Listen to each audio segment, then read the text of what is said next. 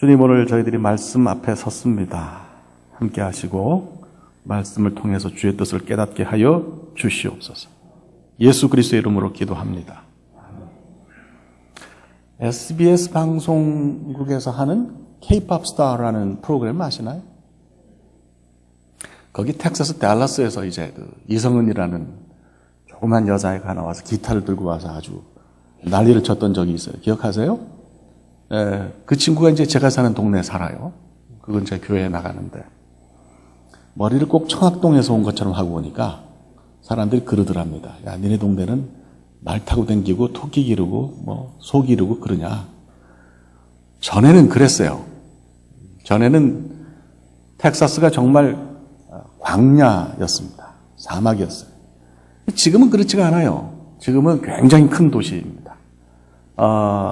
작년만 해도 미국에서 인구 실질 유입률이 미국의 도시들 가운데서 1등이었어요. 많은 사람들이 모여드는 대도시가 됐습니다. 누가 절 보고 광야는 광야인데 그렇게 건물도 많고 사람도 많고 살 수 있는 준비가 다 된 곳에 가서 살라고 하면 그건 가서 살 수 있어요. 그죠? 그런데 아무도 없어. 사람도 없고 건물도 없고 무슨 퍼실리티도 없고 이렇게 사람이 살 수 있는 준비가 전혀 되어 있지 않은 그런 광야에 들어가서 거기서 한 40년쯤 있어라. 그러면 그건 쉬운 일이 아니에요. 그렇죠? 이 민수기라는 책의 제목이 사실 히브리 말로는 바미드바르라고 하는 그런 이름이에요. 그건 무슨 뜻이냐면 광야에서 그런 뜻입니다. 그러니까 이 책은 사실 이스라엘 백성들을 하나님께서 광야에 집어넣으시고 40년 동안 그들이 산 이야기를 기록한 그런 책입니다. 민수기 그러면 떠오르는 생각이 이스라엘 백성들이 40년을 방황했다. 이런 생각이 떠올라요. 그러면 도대체 거기 왜 들어갔을까? 우리가 지금까지 익히 들어온 얘기로는 벌 받아서 그렇다는 거예요. 모세가 성질이 나는데 그걸 못 참아가지고 그래서 바위를 지팡이로 때려가지고 불순종해서 그랬다. 이스라엘 백성들이 40년 동안 방황했다 그러면 벌 받아서 그런 거냐? 모세가 불순종했고 이스라엘 백성들이 정탐꾼 때문에 불순종해서 40년 동안 벌 받았냐? 이렇게 생각하면 너무 답답한 거예요. 왜? 우리 하나님은 벌은 3, 4대까지만 내리시는데 은혜는 몇 대까지? 역시 참 대단한 교인들이에요. 1000대까지 내리신다고 그랬어요. 여러분 다 자녀 길러봐서 알아요. 아이들을 혼내면 짧고 굵게 혼내야 됩니다. 이걸 40년을 잔소리를 한다. 하나 잘못했는데 점수 좀 잘못 받아왔는데 밤에 좀 늦게 들어왔는데 40년을 그 아이가 50대 60대 될 때까지 너 그때 늦게 들어왔지. 이건 사람이 미치는 일이에요. 그렇죠? 벌을 받아도 40년을 받는다고 생각하면 이거는 뭔가 마음에 와서 닿는 것이 없습니다. 그러니 벌은 아닐 것 같아요. 다른 이유도 있을 것 같아요. 다른 이유도 있겠지 하고 본문을 들여다보면 생각나는 것이 도대체 그러면 왜 이렇게 시간이 필요했을까? 대답은 하나예요. 시간이 그만큼 필요하니까 그러셨겠지. 영어로 표현하면 it takes time입니다. 잘난 척해도 이해하세요? 제가 미국에서 왔잖아요. 장석주라는 시인이 쓴 시가 있어요. 대추 한 알이라는 시입니다. 제가 읽어드릴 테니까 잘 들어보세요. 적에 저절로 붉어질 리는 없다. 저 안에 태풍 몇 개, 저 안에 천둥 몇 개, 저 안에 벼락 몇 개, 저게 저 혼자 둥그러질 리는 없다. 저 안에 무설이 내리는 몇 달, 저 안에 땡볕 두어 달, 저 안에 초승달 몇 날. 시간이 걸릴 만큼 걸려야 뭐가 이루어지는 거예요. 하나님은 이스라엘 백성에게 40년 동안 시간이 걸려야 무엇인가 이룰 수 있다고 판단하셨기 때문에 이스라엘 백성들이 동진하는데 동쪽, 요새 서진 그러는데 그거는 성경적인 얘기가 아니에요. 동진이 맞는 얘기예요. 동쪽으로 이스라엘 백성들이 나아가는데 40년의 세월을 허락하셨다는 거죠. 그러니까 우리가 생각을 바꾸세요. 이스라엘에게는 40년이 필요했다. 한번 따라합시다. 40년이 필요했다. 그렇죠? 그럼 이제 그런 시각을 가지고 민수기를 들여다본단 말이에요. 그러면 처음에 나오는 얘기가 중요해요. 그렇죠? 처음에 무슨 사건이 있냐? 민수기 광야 40년이 도대체 무슨 의미가 있냐? 이걸 좀 보자. 그러면 딱 처음에 있는 사건이 뭐냐? 1장부터 4장까지 계수가 있다. 인구조사가 있다는 거예요. 그러니 민수기가 우리한테 말하는 게 그거예요. 야, 넌 나를 이해하고 싶어? 그러면 처음에 나오는 인구조사를 좀 잘 이해해봐. 이런 얘기를 이제 하는 거죠. 그렇죠? 그래서 민수기라는 책 제목이 거기서 봤다고. 민수기는 이제 영어로는 Numbers 그렇죠? 헬라어 구약 성경이 있어요. 히브리어 구약 성경 말고. 주전 한 4세기경에 이스라엘 사람들이 히브리어를 다 잃어버려가지고 헬라어로 번역한 구약 성경이 있어요. 우리가 이걸 70인역이라 그러는데 거기 보면 아리스모이라는 제목이에요. 이게 바로 민수기란 뜻이에요. 사람들 숫자다 그런 뜻이에요. 그러니까 이걸 잘 이해해봐야 돼. 하나님이 도대체 숫자를 왜 세라 그러셨을까? 숫자를 세라 그런 이유가 뭘까? 이걸 이해하면 민수기를 이해할 수 있다고 하는 거예요. 저는 이 인구조사를 쭉 읽어보면서 어떤 생각을 가졌냐면 묵상하는 가운데 야, 이 안에는 하나님의 뜻이 있구나. 이 인구조사 안에 하나님의 뜻이 깊게 배어 있다는 생각을 하게 되었습니다. 하나님이 이스라엘 백성들을 왜 출애굽시키셨겠어요? 그 원래 가나안 땅에서 내려올 때는 남자 어른만 70명이었는데 이거를 나갈 때는 60만 명으로 만드셨다고요. 그러니까 애굽이 이게 뻥튀기 공장이야. 하나님께서 이렇게 많은 숫자로 뻥튀기 하신 이유는 가나안 땅에 하나님이 원하시는 나라를 세우시기 위한 거예요. 거룩한 백성이 되라. 거룩한 제사장 같은 나라를 사람들이 말이죠. 그런 나라를 만드시고 거기 하나님이 다스리시는 거룩한 나라를 만들고자 하는 것이 하나님의 뜻이었습니다. 그렇죠?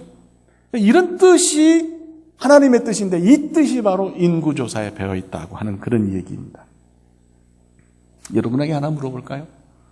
이렇게 멋있는 나라를 하나님께서 만들기를 원하셨다면 후보는 어떤 사람이 되어야 되겠어요? 이런 거룩한 나라, 하나님의 나라, 하나님의 백성 이런 사람들이 되려면 어떤 종류의 어떤 부류의 사람들을 후보로 선택하셔야 되겠어요? 잘생긴 사람? 멋있는 사람? 덩치가 있는 사람? 지식이 가득한 사람? 생각이 온전한 사람? 아주 척 보기만 해도 감동받는 그런 사람? 그럴 것 같은데 그게 아니더라. 그런 얘기예요.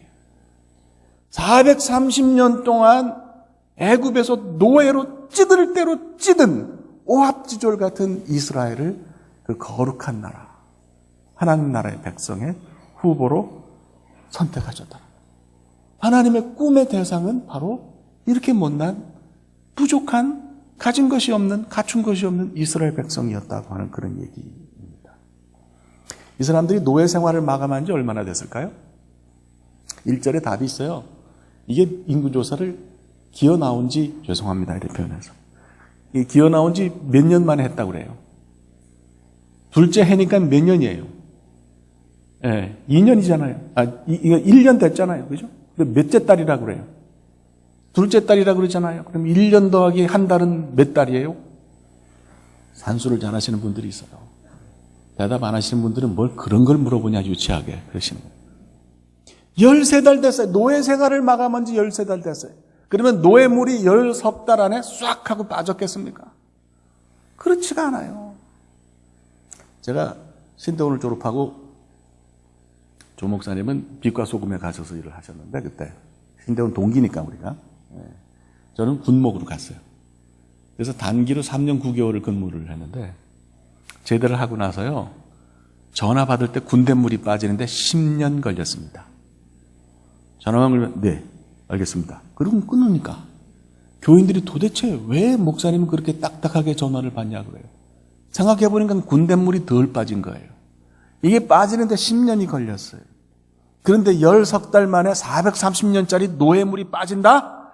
이거는 있을 수가 없는 일이라는 얘기예요. 의식의 변화가 없었어요. 몸은 자유인이지만 머리는 노예 상태 그대로였습니다. 그렇죠? 그런데 하나님이 말이에요. 그 거룩한 나라를 만드시겠다고 말씀하시고 선택하신 것이 그런 사람이었다는 것이 저는 은혜라고 믿습니다. 갖춘 사람. 제대로 된 사람, 자격이 있는 사람을 선택하신 것이 아니라 부족한 사람, 능력이 없는 사람, 못난 사람을 하나님이 선택하셔서 그 거룩한 나라의 후보로 세우셨다. 이것처럼 큰 은혜가 어디 있겠습니까? 조금도 자격이 없는 그들을 위대한 나라로 만드시겠다고 꿈꾸신 하나님. 바로 이 꿈이 시작된 것이 계수였다. 인구조사였다고 그렇게 말씀을 드려요. 왜? 고대 사회에서 민족을 키우는 가장 좋은 방법은 전쟁입니다. 전쟁을 하는데 필수적인 것이 계수예요. 여러분들이 민수기 1장 1절의 소제목을 보시면 전쟁을 위한 계수다 이런 제목들이 있어요. 그러니까 이건 그냥 한 게 아니죠. 하나님이 민족을 키우겠다고 결심하시고 민족을 키우는 방법으로 전쟁을 생각하시고 그 전쟁을 하기 위해서 계수를 하셨다는 것은 이스라엘 백성을 향해서 꿈만 꾸셨다는 것이 아니라 실질적으로 무엇인가 doing을 하셨다는 거예요. 무엇인가 하셨다고 하는 그런 얘기로 우리가 이해를 할 수가 있어요. 하나님이 될성 부른 떡잎을 보고 너는 될 것 같으니까 내가 너를 선택했다 하신 것이 아니고 나 같은 사람, 우리 같은 사람, 부족한 사람. 저는 여러분들에게 말하기 전에 저 자신을 스스로 생각할 때 부족하다는 생각을 많이 하는데 이런 사람을 선택해서 하나님의 백성으로 삼아주셨다. 은혜라고 그렇게 믿습니다. 우리가 이제 우리 자신을 스스로 표현할 때 하나님의 백성이라는 표현을 잘 써요. 한번 따라합시다. 나는 하나님의 백성이다. 그렇습니까? 근데 말을 그렇게 하는데요. 말을 그렇게 하고 생각해 보면 좀 찝찝합니다. 왜냐하면 하나님의 백성이라는 말 속에서는 좀 완성된 의미가 있는 것 같아요. 그러면 내가 온통 100%, 요즘은 100%라 그럽니다. 100% 거룩해야 되는 거예요. 완벽해야 돼요. 말 하나 실수가 없어야 돼요. 예. 근데 그게 되냐고요. 오늘 아침에도 전철 타고 오는데 누가 확 뒤에서 밀어요. 쳐다봤더니 웬 아줌마가 밀고 있어, 나를. 그래서. 아니, 아주머니 왜 미세요? 그랬더니 문이 닫히는데 내가 안 가더래. 아니, 나도 앞에 사람이 있으니까 못 간 거 아니야. 그래서 아니, 말씀을 하셔야지 왜 미냐고 그랬더니 죄송해요. 이러고는 쳐다보지도 않는 거예요. 내가 아마 목살에도 참을 게 따로 있지. 그래도 말은 안 했어요. 어떻게 뭐라 그러겠어요. 우리가 그렇다는 거예요. 하나님의 백성이라고 말은 하는데 실제로 삶에서 보면 완벽하지가 않다는 거예요. 기분이 찜찜해요. 내가 아는 나 자신은 부족하기 때문이고 모자라기 때문이. 그런데 이런 나를 향해서 하나님이 그러시는 거예요. 야, 나는 내게 꿈이 있다. 이게 얼마나 은혜가 돼. 하나님의 음성인데 나 스스로에게 하는 거라고 생각하고 한번 따라해 봅시다. 나는 네게 꿈이 있다. 여러분 믿으십니까? 이런 꿈을 가져야 돼요. 오늘 예배 끝나고 가실 때는 나는 꿈이 있는 사람이라고 생각을 하시고 우리 교회는 꿈이 있는 교회라고 생각을 하시고 어깨를 쫙 펴시고 돌아가시기를 바랍니다. 이런 역사가 있어야 되는 거예요. 그러니까 그렇게 모자라는 이스라엘을 선택하셨다면 나처럼 모자라는 사람도 선택해서 하나님의 백성으로 충분히 삼아주시겠구나. 이게 얼마나 고맙나 하는 얘기예요. 한국의 초등학생들이 이제 국어시험을 봤다는데 선생님이 문제를 냈는데 요즘은 이런 문제도 내는 모양이에요. 어머니를 도와드렸을 때 어머니가 주로 뭐라고 하시는지 제일 많이 들은 이야기가 뭔지 적어보라. 나 이거야. 이런 문제 시험을 봐가지고 대학을 갈 수 있을래나 몰라. 하여튼 어머니 도와드리겠다 그러면 어머니가 뭐라 그러냐 이거예요. 정답이 그거예요. 네가 들어가서 노는 게 날 도와주는 거야. 이게 엄마가 했던 제일 하여튼 많이 들은 얘기라는 얘기예요. 제가 이 대답을 보면서 확 저 자신의 실체에 대해서 느껴지는 게 있어요. 저는 여태까지 일생을 하나님을 향해서 충성했다고 생각했어요. 하나님을 향해서 내 온 삶을 바쳤다고 생각했어요. 뭔가 해드렸다고 생각했어요. 그런데 그게 착각이라는 것을 깨닫는 거죠. 하나님은 내가 열심히 하든 안 하든 그분은 홀로 영광 받으시는 분이에요. 굳이 내 도움이 필요한 분이 아니에요. 내가 이렇게 한들 저렇게 한들 하나님에게 무슨 영향이 있거나 그러지를 않아요. 나는 그런데 착각하면서 살았어. 하나님을 위해서 내가 뭔가 하는구나. 그런 착각을 하면서 살았는데 하나님의 뜻은 그게 아니라 내가 그게 없어도 나는 너를 사랑한다. 내가 그렇게 부족해도 나는 내게 꿈이 있다. 내가 갖추지 못했으면 어떠니? 내가 가지지 못했으면 어떠니? 내가 능력이 없으면 어떠니? 나는 그런 너를 사랑하고 내게 꿈이 있다고 말씀하시는 거예요. 후배 목사님이 저한테 문자를 보냈어요. 이번 교회 또 수요일 날 가야 돼요. 저는 목요일 날 미국 가야 되는데 수요일 날 오라 그래서 안 갈 수도 없고 참. 그 목사님이 저한테 문자를 보냈어요. 벨기에 무슨 저는 가톨릭 좋아하지는 않는데 하여간 그 추기경 가운데 요세프 수에넨스라는 분이 있는데 그분이 한 얘기래요. 그래서 저한테 보냈어요. 영어로 한번 할까요? 한번 담임 목사님이 굉장히 지혜로운 분이니까 교인들도 그러리라고 믿고 해봅시다. God has called you to the priesthood because He does not trust you to be a layman. 다 알아들으셨겠지만 번역을 하면 하나님은 당신을 성직자로 부르셨는데 그 이유가 당신이 훌륭한 평신도가 될 수 없다고 생각하기 때문입니다. 성직자로 불렀는데 그 이유가 좋은 평신도가 될 수 없을 것 같으니까 오히려 성직자로 부르셨다는 거예요. 이사야서 41장 14절을 보면 너 지렁이 같은 야곱아 벌레 같은 이스라엘아 두려워하지 말라. 주께서 말씀하시기를 내가 너를 돕겠다. 이스라엘의 거룩한 하나님이 너를 구원하겠다라는 말씀이 있어요. 개정개혁을 보면 야곱을 이스라엘을 버러지라고 부릅니다.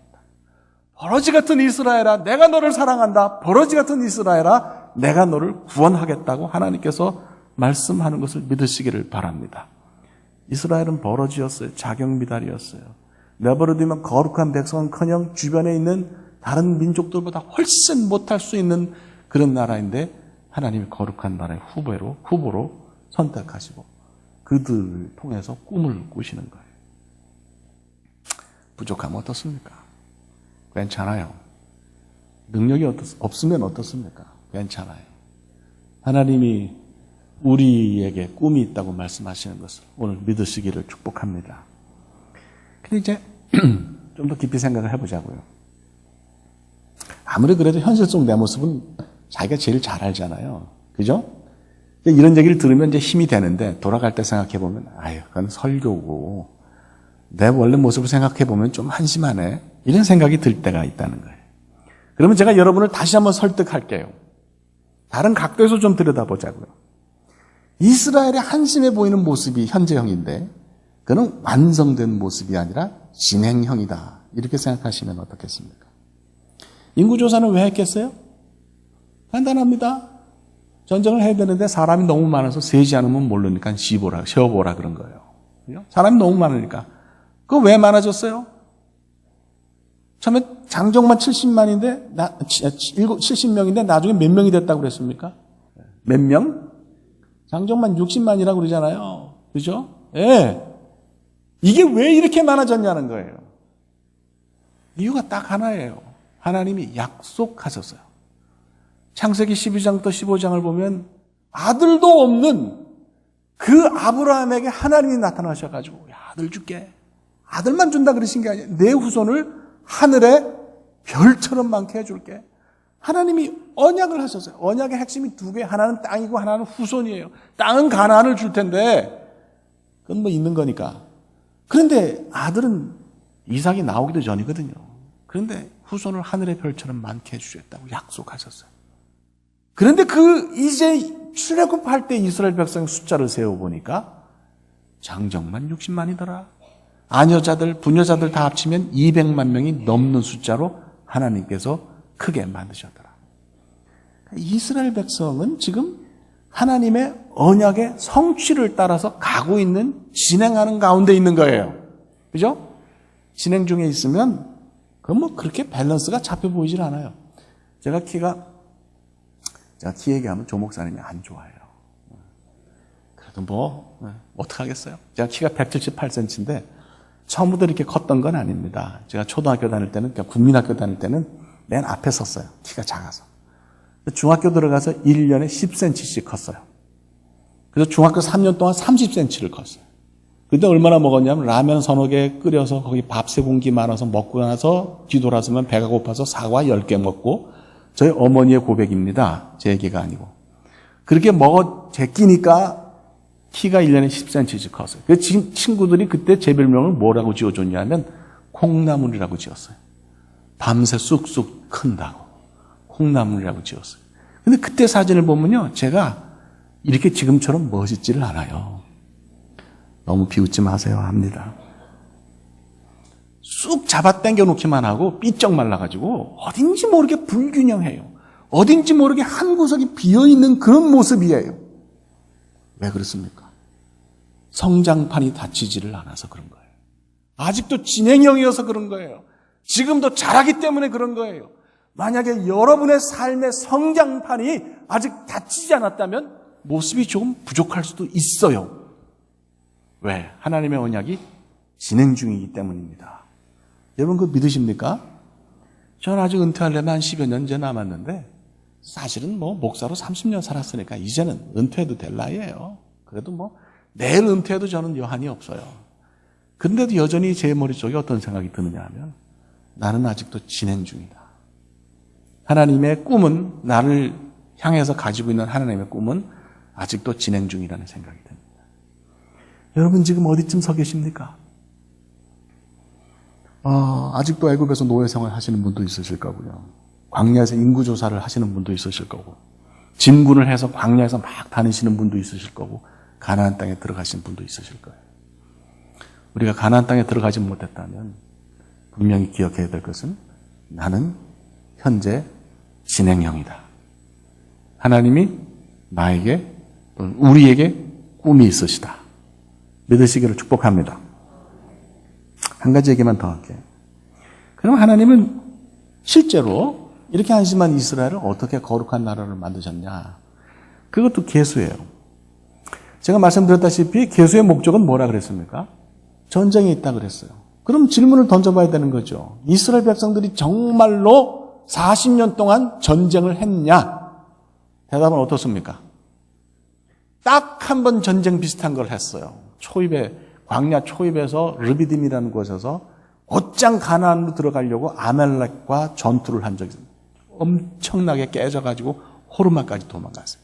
그 이후에는 광야에서 40년 동안을 지내면서 싸움을 한 번도 한 적이 없습니다. 광야에서 타민족과 싸운 적이 없어요. 말하자면 전쟁은 실제로는 40년 저 후에 저쪽 미래에 있는 사건이다 이거예요. 그러면 우리가 참 질문을 다시 던지는 거죠. 아니 싸움도 안 할 거를 왜 하나님은 40년 먼저 인구조사를 하게 하셨나. 실제로 40년 후에 전쟁을 한 거는 가나안 진입전쟁을 할 때는 26장에 몇 장에? 26장에 실질적인 인구조사를 또 했어요. 그는 광야에서 태어난 신세대를 중심으로 해서 정말 전쟁하기 위한 인구조사는 그때 했다고요.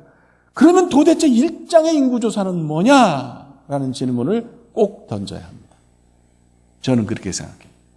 26장의 인구조사는 정말 전쟁을 위한 거고, 민수기 1장의 인구조사는 광야 40년을 위한 예비전쟁이었다.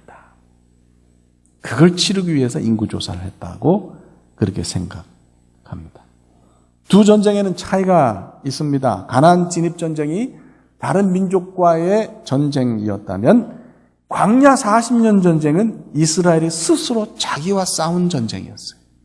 자기를 훈련하고 하나님의 뜻이 무엇인지 찾고 하나님의 뜻에 순종하는 그런 훈련을, 그런 싸움을 40년 동안 했다는 거예요. 만약에 이들이 이런 40년 동안에 준비하는 전쟁을 치르지 않았다면 실제로 가나안 땅에 들어갈 수가 없었을 것이다. 그들이 가나안 땅에 들어간 것은 이 예비 전쟁을 잘 치렀기 때문이라고 저는 그렇게 믿습니다.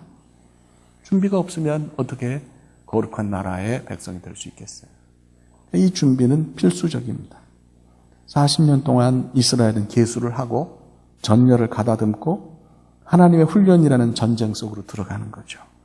그리고 그 전쟁을 치르고 나서야 준비가 되어서 가나안 땅에 들어갔다고 말씀드립니다. 우리가 하나님 믿는데 얻기 위해서 사실 하나님 믿는 거 아니에요. 하나님 믿는 가장 큰 이유는 하나님의 뜻대로 살기 위해서라고 믿습니다. 이게 중요한 거예요. 내가 기도를 하는 것도 무엇을 얻기 위해서가 아니라 내가 하나님이 원하시는 대로 변화하기 위해서 기도하는 거예요. 이걸 우리가 잘 기억해야 합니다. 오카노 목사님이 생전에 강의하실 때 제가 들은 게 기억이 나요. 당신 어머니는 60년 동안 새벽기도 하신 분인데 새벽기도에서 은혜만 받고 오면 애들을 더 야단치고 자기 아버지랑 부부싸움을 할 때 나는 이렇게 기도하고 왔는데 너는 뭐냐 이거야. 너희들은 자빠져 자고 뭐 하고 있냐 이거예요. 그러면서 온 목사님 말씀이 그거예요. 기도는 내가 원하는 것을 얻기 위해서 하는 것이 아니라 나 자신을 쳐서 하나님의 뜻 앞에 순종하는 변화의 삶을 살기 위해서 하는 것이다. 여러분 믿으십니까? 이게 중요한 거예요. 우리가 새질 단련을 잘 해야 됩니다. 인격적으로 하나님의 백성으로 점점 성장해 가시기를 축복합니다. 술 마시고 크게 노래 부르는 거를 네 글자로 하면 끝에 가짜가 들어가는데요. 그 정답이 뭘까요? 고성방가잖아요. 고성방가. 그래서 역시 초등학교에서 애들에게 선생님이 물어봤다는 거죠. 이거를 너희들은 뭐라고 생각하냐. 그랬더니 어떤 녀석은 고음불가. 두 번째 녀석은 미친 건가.